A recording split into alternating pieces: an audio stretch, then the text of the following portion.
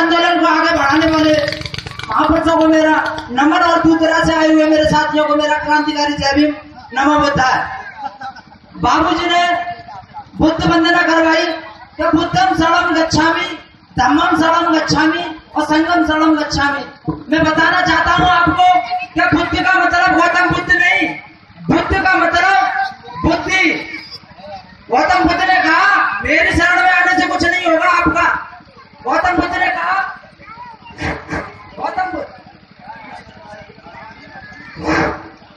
गौतम बुद्ध ने कहा कि अपनी बुद्धि की शरण में आओ।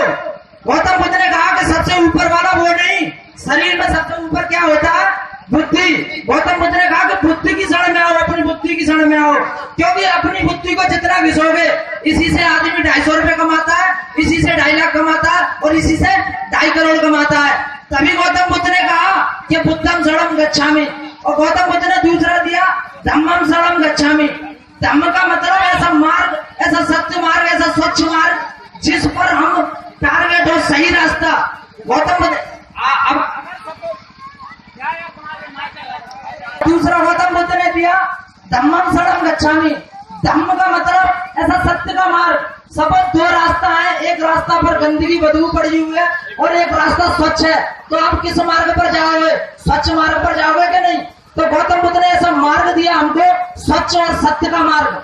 क्योंकि गौतम बुद्ध ने धम्म का मतलब है सही रास्ता। बौद्ध धर्म कोई धर्म नहीं, एक जीवन जीने की कला है। क्योंकि बाबा साहब ने भी कहा कि जो धर्म, हिंदू धर्म जहाँ पर हमारा स्थान सबसे नीचा है, बाबा साहब ने कहा कि जो धर्म एक को नीच और एक को ऊंच रखे वो कोई धर्म नहीं, एक गुलाम बनाए रखने की साजिश है। और ऐसे धर्म को छोड़ना कोई धर्म परिवर्तन नहीं, गुलामी की जंजीर को तोड़ना है। तो तीसरा गौतम बुद्ध ने दिया संगम शरणम गच्छामि। संघ का मतलब संगठन। हमें ऐसा संगठन बनाए रखना चाहिए। संगठन का मतलब ये नहीं कि हमें एकजुट हो तो दूसरे को मारे। हमारा संगठन ऐसा मजबूत होना चाहिए कि दूसरा हम पर उंगली न उठाए। सपोज जैसे आज अमेरिका, संयुक्त राष्ट्र अमेरिका इतना मजबूत देश है कि अगर उसकी तरफ कोई उंगली भी उठाए तो वो हाथ काट देगा।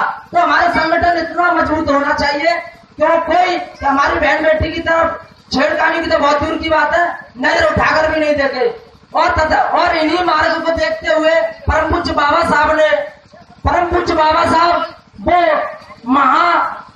महापुरुष थे जिन्होंने दलितों को जुबान, पत्थरों में जान और नारी को सम्मान और भारत को संविधान दिया बाबा साहब ने। और बाबा साहब ने हमको 3 मूल उपदेश दिए थे।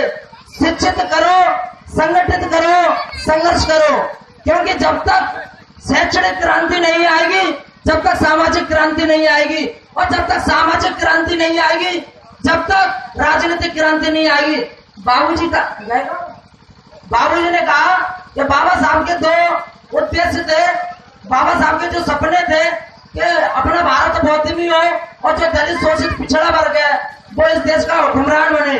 तो लेकिन जब तक ये जो बाबा साहब के सपने, लेकिन जब तक ये पूरे नहीं हो सकते जब तक हमारा समाज शिक्षित नहीं हो जाता। क्योंकि जब तक समाज शिक्षित नहीं होगा, जब तक संगठित नहीं होगा, और जब तक संगठित नहीं होगा जब तक संघर्ष नहीं करेगा, और संघर्ष नहीं करेगा तो हमारे हाथ में न सत्ता आ सकती है, और सत्ता नहीं आएगी जब तक हमारे अधिकार वंचित नहीं, सुरक्षित नहीं रह सकते। और मैं अपनी वाणी को यही समाप्त करते हुए आप सभी को मेरा जय भीम नमो बुद्धाय।